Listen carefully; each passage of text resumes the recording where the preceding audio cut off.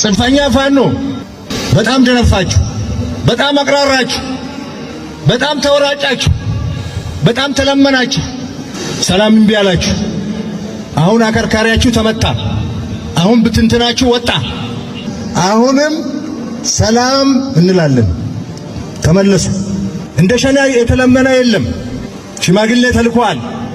ሃይማኖት አባት ተልኳል። ያልተደከመ ነገር የለም። ተው አላችሁ፣ እምቢ አላችሁ። ይሄው አከርካሪያችሁ ተሰብሮ ወገባችሁ ተሰብሮ አሁን ምን እንደምሻላችሁ አላውቅም። ሰሞኑን ለህወሓት ጠንከር ያለ መልእክትን ያስተላለፉት የጦር ኃይሎች ጠቅላይ ኤታማዦር ሹም ፊልድ ማርሻል ብርሃኑ ጁላ ለፋኖና የኦሮሞ ነጻነት ሰራዊት ኦነግ ሸኔም መልእክት አለኝ በማለት ያሉት ነገር አለ። በመግቢያችን ላይ ተከታተላችሁትም ከዚሁ ጋር የተያያዘውን ነው ይዘነዋል።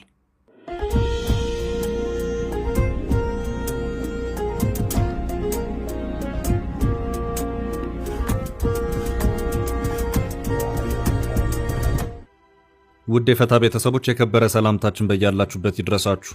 ዕለተ ረቡዕ የረፋድ መረጃዎችን ነው ብለናል። እንደተለመደው መረጃውን በቅድሚያ በማስተዋወቅ እንጀምር።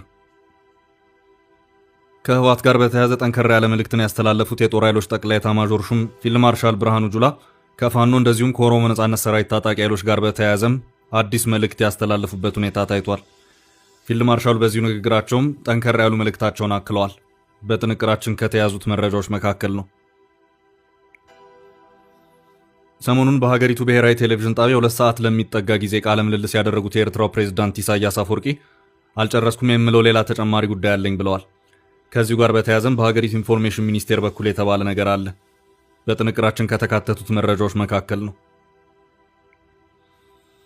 በኢትዮጵያ ስብሰባ ተቀምጦ የሰነበተውና በኤርትራ በተቃዋሚነት የሚንቀሳቀሰው የቀይ ባህር ዴሞክራሲያዊ ድርጅት በኢሳያስ አስተዳደር ላይ አፋጣኝ እርምጃ እንዲወሰድ የጠየቀበትን መግለጫ አውጥቷል። የኢትዮጵያና የኤርትራ ሽኩቻ መሰል ውጥረት በጎላበት በአሁኑ ወቅት በኤርትራ መንግስት ላይ በቀይ ባህር አፋር ህዝብ ላይ ይፈጸማል የተባለው ሰቆቃ መጉላቱን ያሳወቀው ተቃዋሚው የፕሬዝዳንት ኢሳያስ አስተዳደር ላይ አፋጣኝ እርምጃ ይወሰድ ሲል አዲስ መግለጫ አውጥቷል። መረጃውን ይዘናል። በሳምንቱ መጨረሻ ለብቸኛ የሀገራቸው ቴሌቪዥን ጣቢያ ቃለ ምልልስ የሰጡት የኤርትራው ፕሬዝዳንት ኢሳያስ አፈወርቂ የኢትዮጵያ መንግስት የሚያነሳው የባህር በር ጥያቄ ግዴለሽና ጀብደኝነት የተሞላበት ሲሉ ወቀሳ ላቀረቡበት ጉዳይ ከኢትዮጵያ በኩል ምላሽ ተሰጥቷል። በህዝብ ተወካዮች ምክር ቤት የውጭ ጉዳዮች ቋሚ ኮሚቴ አባል የሆኑት አምባሳደር ዲና ሙፍቲ የባህር በር ማግኘት ለኢትዮጵያ መሰረታዊ መብቷና ዓለም አቀፍ ህግ የሚፈቅደው መሆኑን ተናግረዋል። አምባሳደሩ የባህር በርን በተመለከተ ባስተላለፉት መልእክታቸው ምን አሉ የሚለውን ከጥንቅራችን ይሰማሉ። በራያና በትግራይ ጊዜያዊ አስተዳደር በኩል የተፈጠረውን ውጥረት ተከትሎ በሌተናል ጀነራል ታደሰ ወረደ የሚመራው የትግራይ ጊዜያዊ አስተዳደር ጦር በመላኩ ግጭት ተፈጥሯል።